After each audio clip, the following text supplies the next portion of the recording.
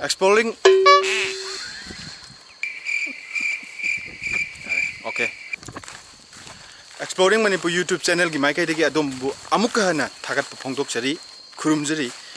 akoina hujujik leiriba mafam asi Imphal East District ki manung channa leiba Imphal East District ta khwai degi wangba ching ama ju oiriba adugumba Khalong Laifam mafam adudani mayamna Baruni Ching hairaga ju khangnaba Ching dugi hek matondane akoina lepchari si aduga masigi mafam sidagi yam unique oiba mafam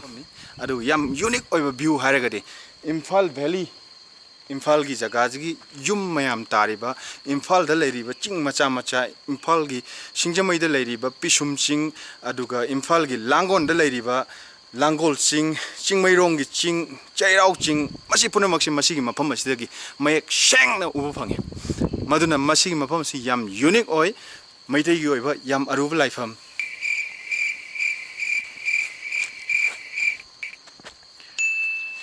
aduga maitai lining gi oiba yam aruba laifam amasu oriba isor sigi mingna lai sigi mingna Nongmai Kainou Chingsomba Khalong Laifam haina khangnaba mafam adudani jarisi hek maninga leisi yek taret ki thang adumba thang duna leiriba mafam thang du yunga yunga yek taret khumman mangang asigumba yek maitai gi oiba yek taret tu gi oiba thang du masigi laifam asida laalaga maitai sing yamna asengom pham nena khanariba adum laifam dugi thang dun leiriba jaga duni ai maninga leisina aduga somna kanda leisina Imphal East District ki manung channa leiba Funan Ningthau tel haiba gi kubam leiriba laisang leiriba adumba Funan Ching duni masigi chingsina aduga masidagi yengba heragadi Loktak Pat su ui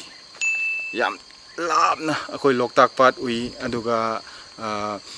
Shendra ui aduga Thanga ui Karangi Ching ui yengba hiragadi ui yengba hitragadi uroi maningda Bisempur side ui somnakan side na Androgi side urani adubu sonakan side ti ching video khara kape photo khara kape adugi matungdi yum hanbagi lambi ni adubu Ishor si de khoi ki sengba kai ka selak te jin adai khumu ka ka tonga la pani na ishor khoram badu di nungai tre aduga ishor gi khobam duna silai yek taret ki thang taret leiba mapam silai aduga ishor gi mamina Nongmai Kainou Chingsomba haiba ishor duni mapam sina Khalong Laifam haina khangnaba mapam duni aduga akoina karai ba lambi si khongna karak pasi si lambi si dani sigi angam basida khongna mate ama karaga masigi mafam si yogani asimakti gari thaujan bada sigi mafam si mak hek maton yogududi gari thaujan bada kitang nungaite maramaduna gari na makada masi haraga aduga lambi gi apabata gi lambi phaba phata bado khoina thaugalakpada di video namdre thaudarakpada video se khoi makhong bu namjarake mayam stay tuned guys sida solo la thana mane thawalai lambi na sini as kainom ju paire umai bi ma ju paire yam nen ma paire so hangage so jen smai lola thana me so hangage duga gai thawna ba dog makta camera sida thacharage duga gai thawu kanda lambi du una ma mayam na lambi una be da ma camera chalaga thaw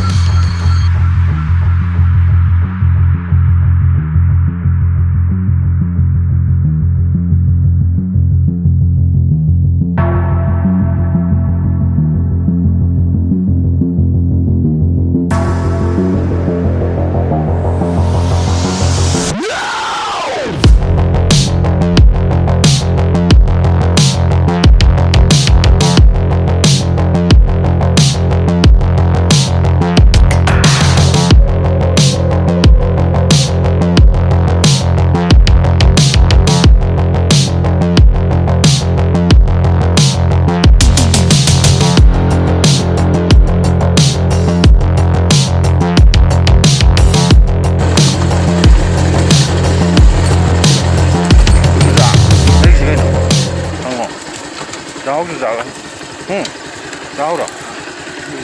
Cái này. Tôi khai lâu rồi cả. mấy cái dầu này.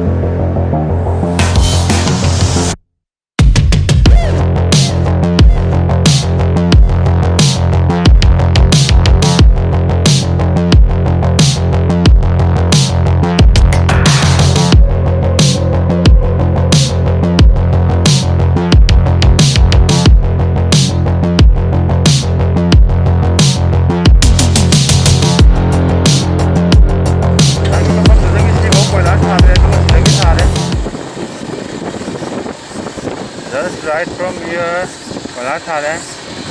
Agi Lomda, Metegi, Lainingthou Laishang.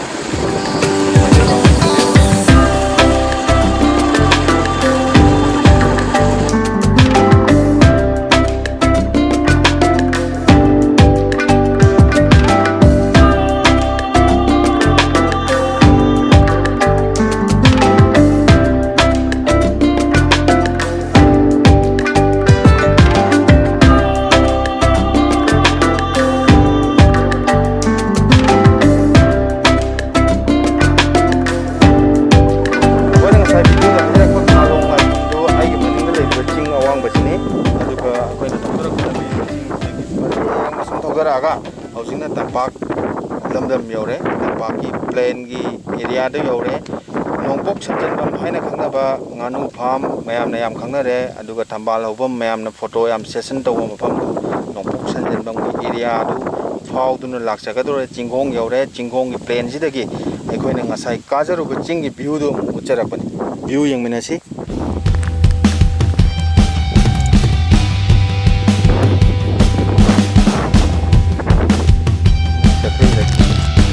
Makata gari start tawjaraga aduga makata na journey gi damatna gari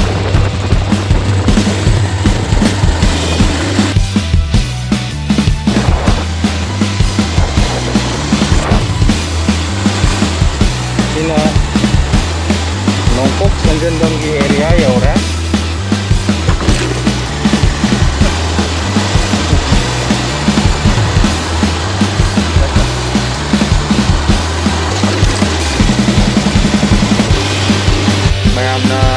Chanaba hogi nganu farm hainaba nganu farm jaga aduna sonda lere asdale si nganu farm ni adu mayamna photo yam kapnaba thambal yam hauba photo kapnaba hojikti labuk lamhangi sang sangba labuk hogi low palakpa matam oire yam thina ningthijaba adumba scenery ma oiri aduga adugumba Manipur gi ihan hanba model village adudane akoina lejirisi mafam masi model village ama oirabanina laifam thokpa adumba street lamp aduga lambi thong aduki matik nale aduki matik phajai and a very peaceful village in Manipur, the first model village.